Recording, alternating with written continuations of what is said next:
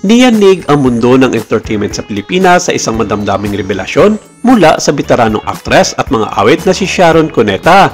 Sa isang malalim na matalik na panayam sa online, ibinahagi ni Sharon ang kanyang nakakabagbag damdaming reaksyon sa mensahe ng pamamaalam na natanggap niya mula sa kanyang matagal ng kaibigan, ang icon sa telebisyon na si Miss Kris Aquino.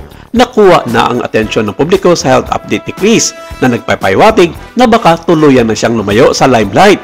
Ngunit para kay Sharon, mas personal ang mensaheng ito. Ito ang masakit na pagkaunawa na maaaring magtatapos ang isang kabanata ng kanilang pagkakaibigan. Kitang-kitang kinilig si Sharon habang binabasa ang mensahe ni Kris na dumating bago ang public announcement ng television icon. Inamin din ni megastar ang nabasag kanyang boses habang inaalala ang bigat ng mga salita. Nagpatuloy siya sa paglalarawan kung paano siya pinaluha ng mensahe na natanggap sa tahimik ng kanyang tahanan. Saad niya, "It wasn't just a goodbye to the audience.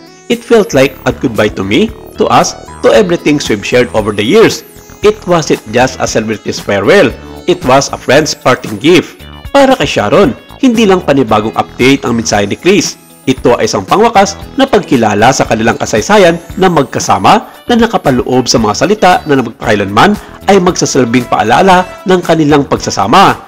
Naging pampubliko ang paglalakbay ni Kris Aquino sa kanyang kalusugan. Nahihirapan sa maraming sakit sa autoimmune, nakaharap si Kris ng serye ng mga pag-ospital at pagpapagamot sa mga nakaraang mga taon.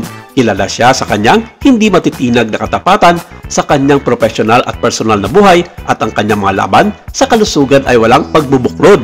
Gayunpaman, ang kanyang pakinabagong mensahe at nagpapawatig ng isang bagong kabanata, ang paglayo sa mata ng publiko para sa kabutihan. Ito ay hindi lamang isang update sa kanyang kalusugan. Ito ay isang matinding senyales na kahandaan ni Kris na talikuran ang spotlight, marahil magpakailanman. Para kay Sharon Cuneta, ang sandaling ito ay higit pa sa pag-alis ni Kris sa showbiz.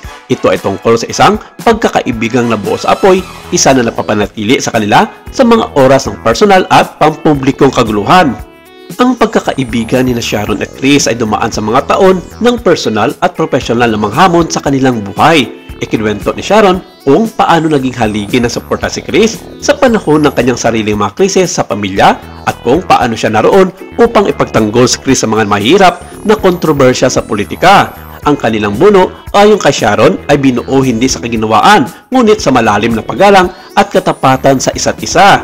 Ang kanilang pagkakaibigan ay hindi lamang tungkol sa ibinahaging celebrity status, ito ay tungkol sa pagsasama-sama sa pinakamahirap na sandali ng buhay na nag-aalok sa isa't isa ng uri ng suporta na tanging mga tunay na kaibigan lamang ang makakapagbigay dito.